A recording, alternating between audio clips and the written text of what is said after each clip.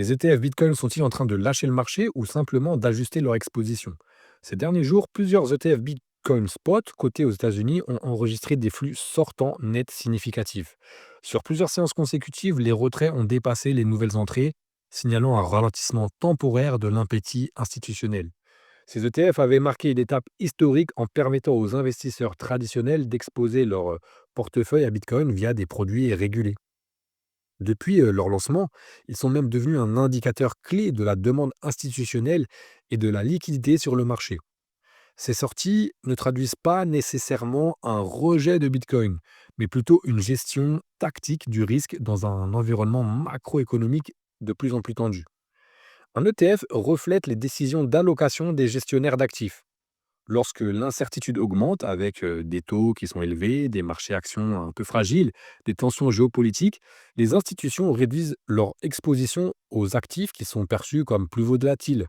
Bitcoin entre désormais dans cette catégorie aux yeux des portefeuilles diversifiés. Les flux d'ETF sont souvent cycliques. Ils suivent la liquidité globale. Lorsque les banques centrales resserrent les conditions financières, la masse de capitaux disponibles diminue. Ce phénomène touche l'ensemble des marchés, pas uniquement Bitcoin. Cela révèle quelque chose de plus profond. Bitcoin est maintenant intégré au système financier classique.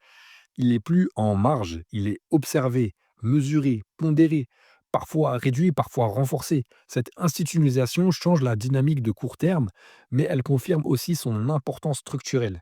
Pour nous, la question n'est pas de savoir si un fonds entre ou sort sur une semaine donnée. Non, la vraie question est, comprenons-nous pourquoi Bitcoin existe indépendamment des flux de capitaux?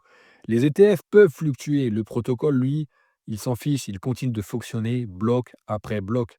Ici, on parle d'actualité Bitcoin et c'est important d'être informé sur le sujet au quotidien.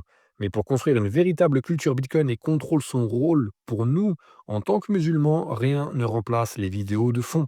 Alors si tu veux comprendre et approfondir ces questions cruciales, je t'invite à aller consulter la chaîne pour y trouver des analyses à la fois longues et structurées. Je te retrouve là-bas. Salam.